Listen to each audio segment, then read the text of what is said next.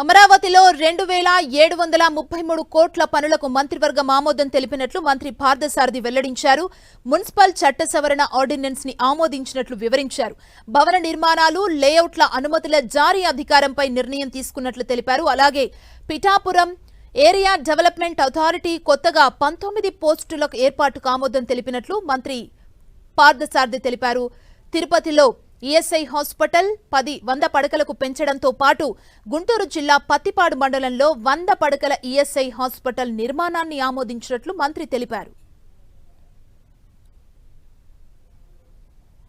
ఎవరైతే ఈ అమరావతి నిర్మాణానికి ఆర్థిక సాయం చేస్తా ఉన్నారో వారి సూచనల మేరకు ఈ ఇంతకు ముందు ఉన్న టెండర్లన్నింటిని కూడా రద్దు చేసి మళ్ళీ ఫ్రెష్ టెండర్స్ని పిలవటానికి సూచన చేయడం జరిగింది ఈ ఫైనాన్షియల్ సంస్థలు. మరి దానికి ఈరోజు మంత్రిమండలి ఆమోదం తెలిపిందని చెప్పేసి మనం చేస్తా ఉన్నాం. ప్రైమ్ మినిస్టర్ విజిట్ గురించి చర్చించడం జరిగింది.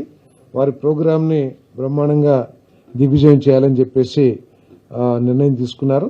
దానికి అవసరమైతే ఒక కమిటీ కూడా పొలిటికల్ కమిటీని ఏర్పాటు చేసి కూటమి పార్టీలన్నీ సమన్వయంతో జన సమీకరణ కానివ్వండి, అక్కడ ఏర్పాట్లు కానీ చేయాలని చెప్పేసి నిర్ణయం తీసుకుంటూ జరిగింది. ప్రోగ్రాంలో NTPC integrated green hydrogen hub at Pudimadaka ఆ ప్రాజెక్టుకి శంకుస్థాపన చేయడం జరుగుతుంది.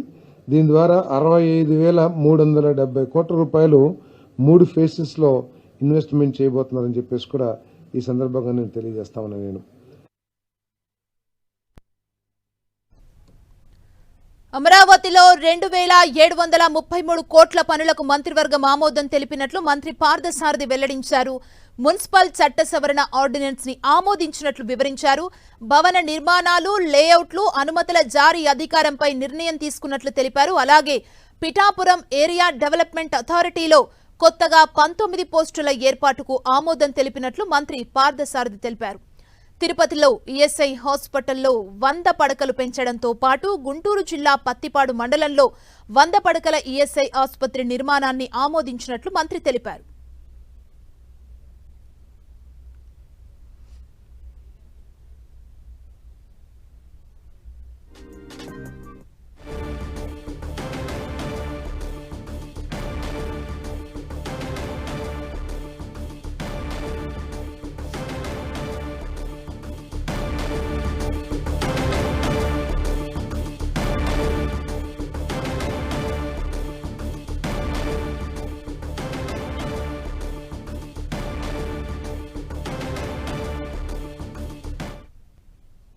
$1 million metric tons per annum green hydrogen ఆధారిత గ్రీన్ అమోనియా తయారీ సామర్థ్యం గల messes AM green ammonia India private limited కాకినాడలో ఏర్పాటు చేసేందుకు చేసిన ప్రతిపాదనకు మంత్రిమండలి ఆమోదం తెలిపింది.